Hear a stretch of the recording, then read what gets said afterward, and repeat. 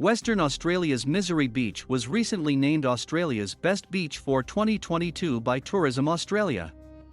This remote beach sits 400 kilometers, nearly 250 miles, south of WA's capital, Perth, near the pretty oceanside centre of Albany. Former whaling station. There's no official record of how the beach got its name, but some believe it relates to the gruesome whale hunts that took place nearby.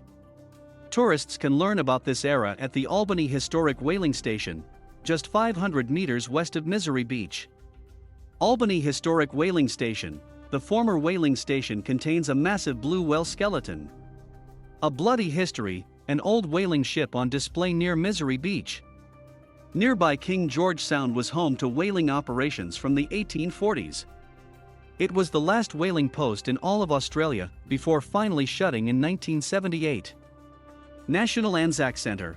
Another local attraction is Albany's National Anzac Centre, a modern war museum.